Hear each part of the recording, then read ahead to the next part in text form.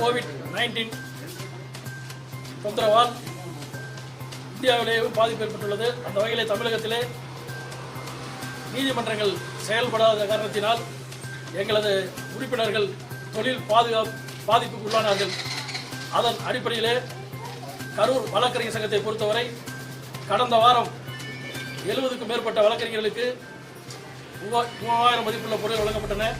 இன்று இரண்டாவது கட்டமாக 50 வழக்கறிஞர்களுக்கு ரூபாய் 3000 மதிப்புள்ள அரிசி மளிகை பொருட்களும் 164 வழக்கறிஞர்களுக்கு தலா ரூ.1000 வீதம் இன்று எங்கள் சங்கம் சார்பாக வழங்கியுள்ளோம். நம்முடைய அரசாங்கத்தின் மூலமாக தமிழ்நாடு பார் கவுன்சில் நிதி கேட்டுள்ளோம்.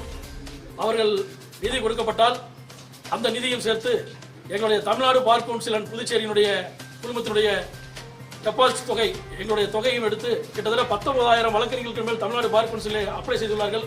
அது மிக விரைவிலே எங்களுடைய chairman, vice chairman, bar council of India vice chairman Thiru Prabhakaran, எங்களுடைய உறுப்பினர்கள் அனைவரும் இணைந்து அத்தனை வழக்கறிஞர்களுக்கும் எங்களால் என்ன இயலும் என்பதை அங்கே நடவடிக்கை மேற்கொண்டுள்ளார்கள். அதுவும் மிக விரைவிலே நடைபெற்று 19,000 வழக்கறிஞர்களுக்கும் பார் கவுன்சில் மூலமாக நிதி கிடைக்கும் என்பதை இதன் மூலம் தெரிவித்துக் கொள்கின்றேன்.